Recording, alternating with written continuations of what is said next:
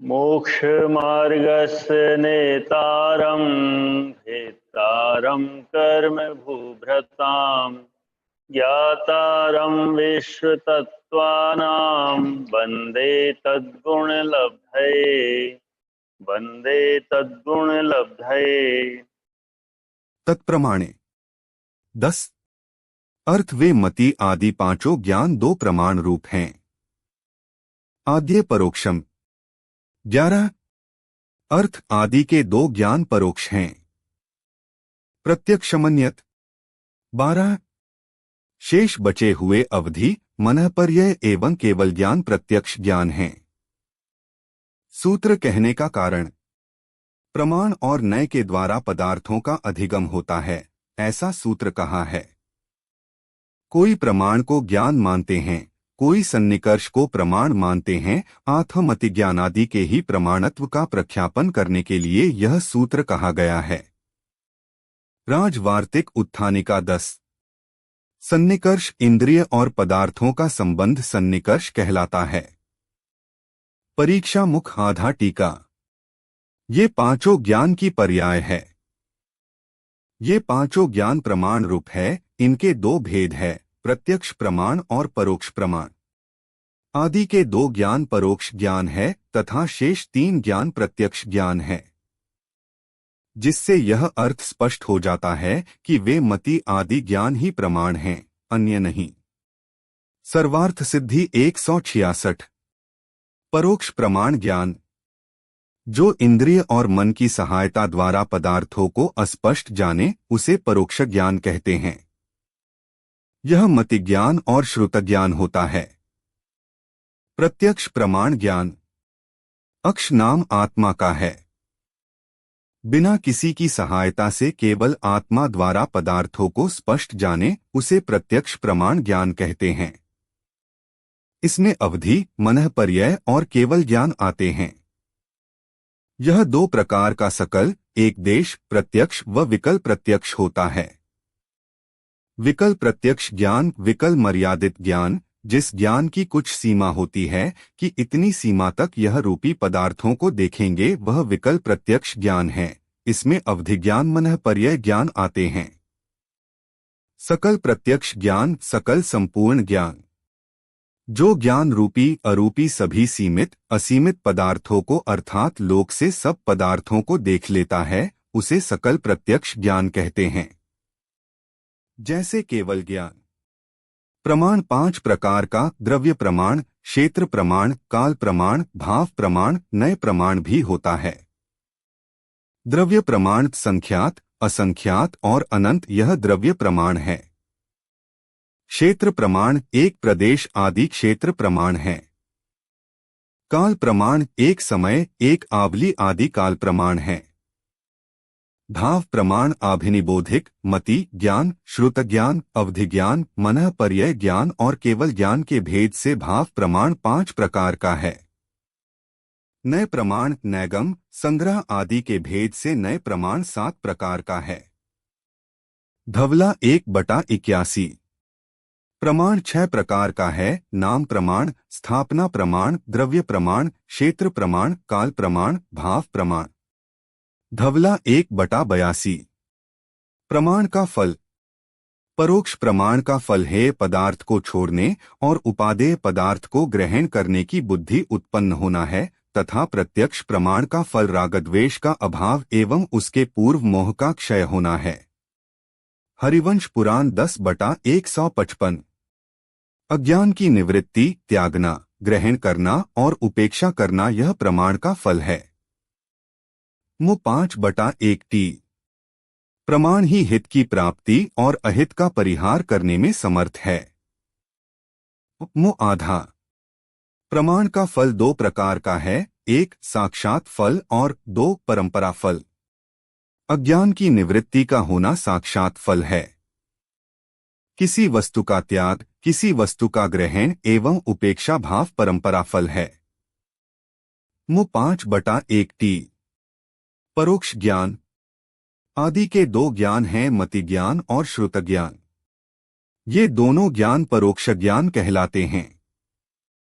परोक्ष का अर्थ है जो अक्ष यानी आत्मा से परावृत हो सो परोक्ष। जो पर के द्वारा अर्थात इंद्रिय के द्वारा अक्षित हो, सींचा जाए, जो पुष्टि कर कर बढ़ाया जाए, उसे कहते हैं परोक्ष ज्ञान। इंद्रिय और मन का निमित्त पाकर जो जाना जाता है वह परोक्ष प्रमाण ज्ञान कहलाता है। जो इंद्रियादिक के द्वारा यह उत्पन्न होता है और सींचा जाता है, पुष्ट किया जाता है, उसे परोक्ष ज्ञान कहते हैं।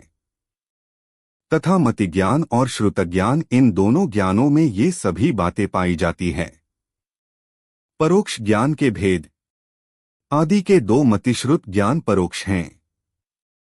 उस परोक्ष ज्ञान के 5 भेद हैं: स्मृति, प्रत्यभिज्ञान, तर्क, अनुमान और आगम। ये पांचों ही परोक्ष प्रमाण ज्ञानांतर की अपेक्षा से उत्पन्न होते हैं। स्मरण में पूर्व अनुभव की अपेक्षा होती है।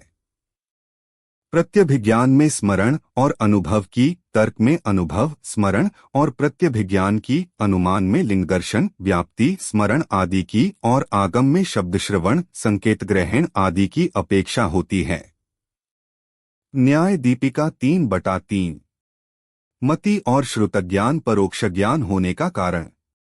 जिस प्रकार गमन शक्ति से युक्त और स्वयमेव गमन करने में असमर्थ भी पुरुष का लाठी आदि की सहायता से गमन होता है, उसी प्रकार मति एवं श्रुत ज्ञानावरण का क्षयोक्षम होने पर भी स्वयमेव पदार्थों को जानने में असमर्थ ज्ञा स्वभाव आत्मा के पूर्वोक्त इंद्रिया, मन और प्रकाशादि पर कारण की प्रधानता से ज्ञान होता है, वह पर के निमित्त से होने से मति ज्ञान और श्रुत ज्ञान परोक्ष कहलाते हैं।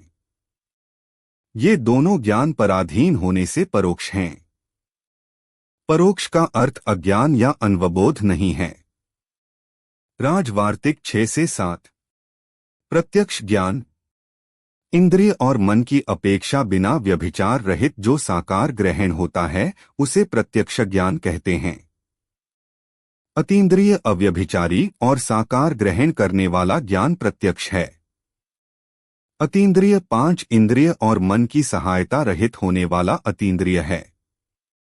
अव्यभिचारी अतत को तत्रूप ग्रहण करने वाला ज्ञान व्यभिचारी है। व्यभिचार नहीं होना अव्यभिचारी है। साकार, आकार का अर्थ विकल्प या भेद है। जो आकार के साथ है वह साकार है। राजवार्तिक 1। यदि मात्र जीव के द्वारा ही जाना जाए तो वह ज्ञान प्रत्यक्ष है। प्रवचन सार 58।